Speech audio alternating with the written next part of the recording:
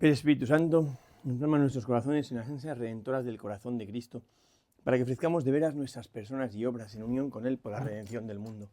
Señor mío y Dios mío Jesucristo, por el corazón inmaculado de María me consagro tu corazón y me ofrezco contigo al Padre en tu santo sacrificio del altar, con mi oración y mi trabajo, sufrimientos y alegrías de hoy, en reparación de nuestros pecados y para que venga a nosotros tu reino. Te pido en especial por el Papa y sus intenciones, por nuestro obispo y sus intenciones, por nuestro párroco y sus intenciones. Oh Señora mía, oh Madre mía, yo me ofrezco del todo a ti, y en prueba de mi final afecto te consagro en este día mis ojos, mis oídos, mi lengua y mi corazón. En una palabra todo mi ser, ya que soy todo tuyo, oh Madre de bondad. Guárdame y defiéndeme como cosa y posesión tuya. Amén. Nuestra Señora de los Apóstoles ruega por nosotros. Vamos a dar otro paso más en esta preparación, en esta vivencia, del misterio de la Pascua, y lo hacemos profundizando un poco más todavía en ese capítulo 15 del Evangelio de San Juan, que es tan espectacular, donde habla de la nueva vida en Cristo, eso que dice Jesús cuando llama la atención de la Virgen al pie de la cruz, ¿no? Él está crucificado y mira a San Juan y dice, mujer, fíjate en tu hijo, ¿no? Esa nueva humanidad que nace al pie de la cruz, que está tan deteriorada, tan frágil, evidentemente, en San Juanillo, pero que es la humanidad que están haciendo, y a la Virgen le pide que haga de mediadora, que preste su maternidad, como ha hecho siempre María, ¿no? en ese nacimiento de la nueva humanidad. Decimos en la oración, Señor Dios Todopoderoso, que por las aguas del bautismo nos has engendrado a la vida eterna, ya que has querido hacernos capaces de la vida inmortal, no nos niegues ahora tu ayuda para conseguir los bienes eternos. Es bonito, ¿verdad? Porque venimos toda la semana haciendo hincapié en que tenemos una vida que es del cielo, que no es temporal, es la vida eterna. Eso que los padres piden cuando vienen a bautizar a los niños a la parroquia, ¿qué pedís a la iglesia para vuestro hijo? Dicen el bautismo, la gracia de Cristo, la entrada en la iglesia o la vida eterna. Tenemos ya vida eterna y él dice, decimos en la oración colecta, por las aguas del bautismo nos has engendrado a la vida eterna. O sea, tenemos ya vida eterna, somos herederos de vida eterna y es bonito, porque esta vida ha comenzado ya para nosotros. No es que la tengamos que ganar al final de los tiempos, sino que ya en este momento tenemos vida eterna, ¿no? Tú que nos has engendrado a la vida eterna, ya que has querido hacernos capaces de la vida inmortal, es precioso esto, porque el hombre por sí mismo no era capaz.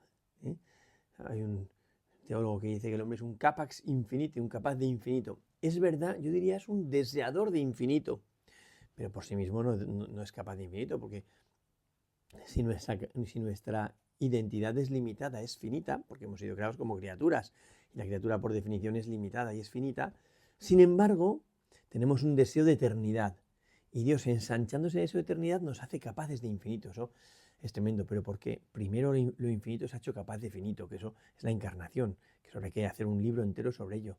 La eternidad capaz de finito, o la eternidad capaz de temporalidad, la infinitud capaz de finitud. Bueno, son cosas tremendas que rompen la lógica humana y que a Benedicto XVI le gustaban tantísimo, ¿no? El eterno se hace tiempo, decía en Colonia él, ¿no? Cruzando la frontera entre lo finito y lo infinito, es que es una maravilla. Bueno, entonces, ya que has querido hacernos capaces de la vida inmortal, no nos niegues ahora tu ayuda para conseguir los bienes eternos. Aspiramos a los bienes eternos, pedimos los bienes eternos, queremos los bienes eternos. No nos conformamos con los bienes temporales porque nuestro deseo es ilimitado, nuestro deseo es infinito, porque tenemos un deseo de plenitud y sabemos que un deseo de infinito solo se colma con otro infinito, ¿no? Esto es una cosa que es de cajón, que es evidente, ¿eh? Un infinito no se puede llenar con muchos finitos, y eso es tal cual. Bueno, vamos a contemplar entonces este Evangelio donde hablamos de esta vida nueva en Cristo, que es lo que hemos recibido y que es además lo que justifica ese deseo de plenitud que tenemos todos dentro de nosotros, que Dios nos ha hecho capaces de recibir la capacidad, pues podríamos decir, ¿no? O sea, por nosotros mismos no tenemos esa capacidad, pero Él quiere dárnosla. Y yo creo que es muy importante eso. Él quiere darnos la capacidad de ser saciados infinitamente, ¿no? Bueno, pues, ¿qué dice el Evangelio de San Juan en este momento, cuando damos un paso más en este camino hacia el cielo, ¿no? Dice, si el mundo os odia, sabed que a mí me ha odiado antes que a vosotros. Si fuerais del mundo, El mundo amaría lo suyo, pero como no sois del mundo, porque yo, al elegiros, os he sacado del mundo, por eso os odia el mundo. Acordaos de la palabra que os he dicho, el siervo no es más que su señor. Si a mí me han perseguido, también os perseguirán a vosotros. Si han guardado mi palabra, también la vuestra guardarán. Pero todo esto os lo harán por causa de mi nombre, porque no conocen al que me ha enviado.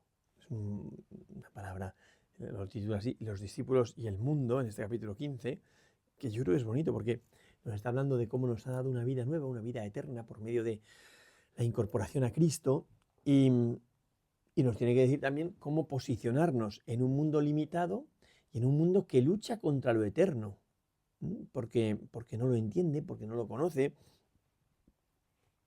Pues empieza diciendo, si el mundo os odia, sabed que a mí me ha odiado antes que a vosotros, ¿no? O sea, el pastor va delante de las ovejas, lo decía él, ¿no? Cuando ha sacado todas las suyas, camina delante de ellas. Cristo va delante de nosotros. Es evidente, lo hace así, ¿no? Porque es el pastor. Claro, si fuese un pastor al estilo de los nuestros, van detrás del rebaño, pero y van dando al perrillo por delante. Pero en el mundo judío, el pastor va por delante, de tal manera que si quiere que una oveja pase por algún lado, tiene que pasar él primero, ¿no? Y la oveja le sigue porque se fía de él, ve cómo pasa el pastor y se fía de él, ¿no? Entonces, Cristo se ha colocado al frente de su rebaño, que es la iglesia, que somos nosotros, para caminar hacia el cielo, para llevarnos hacia el cielo, ¿no? Y en ese camino va enfrentándose o confrontándose con lo que pasa, lo que se encuentra a lo largo del camino. Y nota una fuerza contraria, que es la fuerza de la mundanidad. El mundo no soporta a Cristo. No. Pues dice, si el mundo os odia, sabed que me ha odiado a mí antes que a vosotros. ¿Por qué? Pues porque el mundo desea que todo sea de él para abajo. Y claro, ver a alguien de él para arriba le pone en entredicho. O sea, que el mundo vea la grandeza de Cristo hace que el mundo mismo entre en crisis, porque se asusta ante la grandeza del Señor, porque cuando ve la grandeza de Dios y lo que Dios ofrece al hombre, se da cuenta de la basura de su oferta. Y entonces trata de descalificar. Esto lo hace siempre. El modo de proceder de muchísima gente, de la sociedad en general, es cuando no entiendo algo, lo descalifico. Entonces la sociedad se rebela contra Cristo y contra lo cristiano, ¿no? Entonces, si el mundo os odia, sabed que me ha odiado a mí antes que a vosotros. A mí me hace mucha gracia esta indicación de Cristo, porque en el fondo está como diciendo, sabed que el mundo os va a odiar, ¿no? Porque el amor es más que su Señor, eso lo ha dicho un poco antes, o sea, porque por donde pasa Cristo pasa el que es de Cristo, ¿no? Y entonces, si a Cristo le han odiado, a mí me van a odiar. Si a mí no me odia, esto es muy interesante, porque quizá la palabra odiar es un poco fuerte, a lo mejor aquí tiene que estar así, pero cuando dice, si uno no odia a su padre, a su madre, tal, no siente un cierto como desafecto, desvinculación, no odio, evidentemente, ¿no? Porque hay un amor que es más fuerte, que es el de Cristo, que atrae y capta totalmente la atención, ¿no? Entonces, si el mundo no os tiene afecto, porque yo no sé si la palabra es odiar, bueno, no lo sé, pero también puede ser, porque el mundo rechaza lo que no es suyo, como un agente extraño que quiere expulsar. Y por eso los santos son tan perseguidos. Aquí habría que leer la carta de Diogneto, que es tan bonita,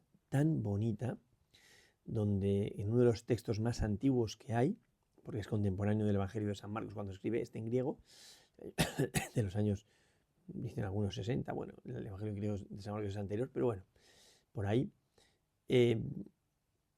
dice eso, como el mundo no soporta a los cristianos cuando los cristianos bendicen al mundo, ¿no? Bueno, si el mundo os odia, sabed que a mí me ha odiado antes que a vosotros. Pues ya está, él va por delante de nosotros y no pasa nada. Si fuerais del mundo, el mundo amaría lo suyo, pero como no sois del mundo, porque yo al elegiros os he sacado del mundo, por eso os odia el mundo, ¿no? Y aquí da la clave, porque lo semejante ama a lo semejante. Entonces, el mundo ama lo mundano. Y aquí viene un drama, porque dice, si fuerais del mundo, el mundo amaría lo suyo. Si el mundo te ama, es que el mundo reconoce en ti la mundanidad. Yo creo que uno de los dramas que está padeciendo la Iglesia hoy en día es la mundanización de la fe. Mundanización no significa pecaminosidad, o sea, lo mundano no es lo pecaminoso. Hay un montón de criterios que para el mundo son válidos. El criterio de la excelencia, el criterio de la productividad, el criterio de optimizar recursos, el criterio el éxito, ¿no? Son criterios que para el mundo valen. O sea, si uno quiere triunfar en el mundo, tiene que buscar esos criterios, ¿no? Con el mínimo trabajo, el máximo rendimiento. Pues perfecto, eso vale para el mundo, ¿no? Pero para el Evangelio no.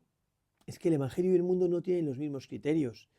Y muchas veces hay gente como muy sensata, muy buena, muy capaz para lo mundano, que cuando entra en la iglesia pretende mundanizar el sistema de la iglesia.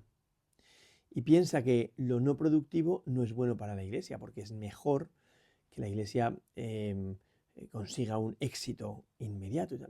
Ese no es el estilo de Dios. Ese no es el estilo de Dios. Y a mí me preocupa mucho, porque efectivamente nos dejamos llevar por una mundanización que no es la fe, que no es la fe. Y que si la iglesia busca el criterio del mundo, al final la iglesia lo que sea es mundana, pero ha perdido su identidad. Entonces la iglesia no puede sucumbir a la atracción de los criterios del mundo. No podemos, por mucho que parezcan más eficaces. Pero es que la eficacia, que le digan a Cristo si la cruz fue eficaz. Aparentemente fue un fracaso, ¿no? Por eso dice, si fuerais del mundo, el mundo haría lo suyo. Pero como no sois del mundo, porque yo al elegiros os he sacado del mundo, y aquí viene una palabra interesantísima, os he sacado del mundo. El ser sacado del mundo es ser consagrado, cortado y puesto aparte, consagrado, ¿no? Cristo al elegirnos nos ha consagrado, nos ha sacado del mundo. El bautismo es una cierta desvinculación de lo mundano, ¿no? Bueno, cierta no, radical. Desvinculación de lo mundano, de tal manera que las cosas que para el mundo valen, para el que es de Cristo ya no valen. Y entonces tendríamos que replantear nuestro modo de tener éxito en el trabajo, nuestro modo de ganarnos la vida, nuestro modo de rezar, nuestro modo de servir a la iglesia, nuestro modo de descansar, nuestro modo de vivir la amistad, nuestro modo de vivir el amor. ¿Es evangélico o es mundano? Porque vuelvo a decir que lo mundano no vale para la iglesia, no vale, ¿no? Dice, por eso yo al elegiros os he sacado del mundo y por eso os odia al mundo. Con esa palabra que os he dicho, el siervo no es más que su señor. Eso lo había dicho un poquito antes, en el capítulo 13, ¿no? Cuando hace el lavatorio de los pies, que es un gesto escandalosísimo para aquel que busque la honra del mundo. Cristo se pone a los pies de los discípulos a servir. Muy interesante, ¿eh? A servir, a entregarse. Yo creo que esto es clave, es clave.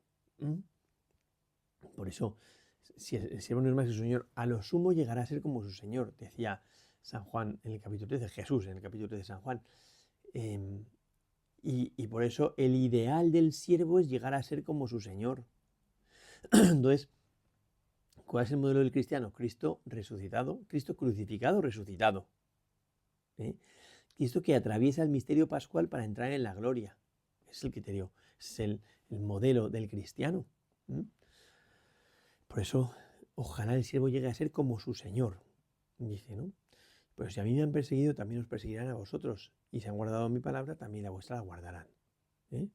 Esto por causa de mi nombre, porque no conocen al que me ha enviado. Es muy interesante esto, ¿no? O sea, Cristo se ha entregado de esta manera,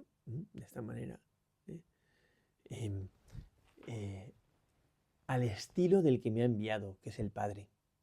Y por tanto, el mundo no soporta a Cristo. Si uno lee las bienaventuranzas, que son el camino del cielo y a la vez la radiografía del corazón redentor, empieza diciendo, bienaventurados los pobres en espíritu, porque de ellos es el reino de los cielos. Y termina diciendo, bienaventurados los perseguidos por causa de la justicia, porque ellos es el reino de los cielos. Y entonces uno parte de la pobreza de espíritu al ser perseguido y rechazado por el mundo. Bienaventurados los perseguidos por causa de la justicia, porque ellos es el reino de los cielos. Claro. La humildad, que en el fondo es la medida adecuada de la humanidad, es la justicia de la humanidad, podríamos decir, el lugar en el que la humanidad está en su sitio exacto, justo.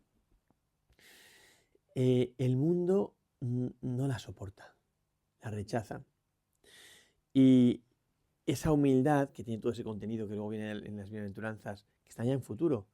Bienaventurados que lloran serán consolados, los mansos heredarán la tierra, todo en futuro se pone, ¿no? Como en perspectiva de cielo. Cuando llega al final, vuelve al principio, dice, bienaventurados los pobres en espíritu, perdón, los perseguidos por causa de la justicia, porque Dios es, otra vez en presente. Los que son perseguidos por causa de la justicia, aquellos que el mundo no soporta, ¿no? Y el mundo para siempre va a luchar contra lo que no es como él. Y por eso el cristiano no debe buscar la confrontación con el mundo, es cierto. O sea, nuestra posición, a mí me parece que los laicos tienen una vocación heroica, admirable por donde se mire, ¿no? Porque ellos están hechos para andar por el filo de la navaja sin caer ni a lo mundano ni a lo consagrado, sino lo laical, ¿no? Entonces, estar en el mundo sin ser del mundo. Entonces, ese estar en el mundo, pero que mi criterio sea el cielo, es muy complicado. Porque hay que estar muy convencido de mi identidad. Decía el padre Manuel Horta que el problema desde el pecado original es el problema de identidad, de saber quién soy yo. Y ese problema de identidad me lleva a un problema de gratuidad. Y de gratuidad a un problema de alabanza, ¿no? Y de confianza, ¿no? Entonces, no olvidemos, pertenecemos a Cristo, pertenecemos al Evangelio. Somos hijos del cántico nuevo, del Nuevo Testamento, como diría San Agustín. No somos hijos del mundo. Entonces, revisemos hoy todos nuestros criterios para ver si se nos está colando la mundanidad, porque la mundanidad se cuela muy suavemente, porque se nos ha educado tan mundanamente en los colegios, en todas partes se nos educa mundanamente para triunfar en el mundo, que hasta un cierto punto es lógico. Pero yo creo que en los lugares donde se educa en cristiano, si junto a ese conocer el criterio del mundo no se explica el criterio evangélico, que es el único capaz de colmar el deseo del corazón del hombre, hemos hecho un desastre. Porque al final creamos seres mundanos con un barniz evangélico. Y cuando venga la dificultad, es donde se mide la verdad del ser humano. Yo eso lo he visto en la unidad de oncología del hospital, que a veces venían padres que parecían buenísimos, con un criterio muy evangélico, y ante la dificultad, toda la vida evangélica se derrumbaba, porque era un barniz. Y su sujeto estaba estructurado en lo mundano. Entonces, es necesario tener cuidado para ver que de verdad mi criterio sea evangélico, de verdad lo que busque sea el evangelio y no la mundanidad.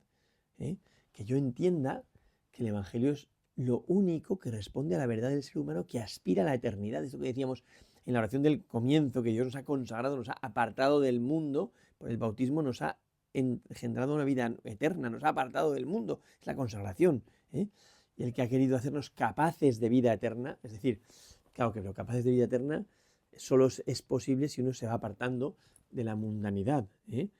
Hablando de la mundanidad y del cielo como la carne y el espíritu, ya sé que no es exacto, pero decía San Ignacio que gustato caro decipiat spiritu et gustato spiritu decipiat caro. El que se aficiona al estilo de la carne pierde el gusto por las cosas del cielo. El que se aficiona a las cosas del cielo pierde el gusto por las cosas de la carne. Es decir, pues lo que dice Jesús también en el Sermón del Monte, no podemos servir a dos señores, a Dios y al dinero. Y a Dios y al dinero es a la mundanidad. El dinero es un criterio absoluto de la mundanidad. Y parece que la felicidad depende del dinero y el éxito también, ¿no? Entonces, no podemos servir al criterio de la mundanidad y a la vez al criterio del Evangelio. Porque uno de los dos al final abandonaremos. Porque no podemos servir a los dos, no podemos entregar el corazón en una especie de esquizofrenia, que muchos cristianos quieren vivir así, y al final ni son del mundo ni son del Evangelio, y tienen que escuchar eso del ángel de la iglesia del Apocalipsis, de la Odisea, que dice, por no ser frío ni caliente, sino por ser tibio, te escupiré de mi boca. O de Cristo o del mundo, pero no se puede ser de los dos. Se puede estar en el mundo, pero hay que saber a quién pertenezco, quién me da mi identidad, o el Evangelio y por tanto Cristo, o la mundanidad. Pero cada uno acabará en aquello que Él sea. Gloria al Padre, al Hijo y al Espíritu Santo, como era en el principio, ahora y siempre, por los siglos de los siglos. Amén.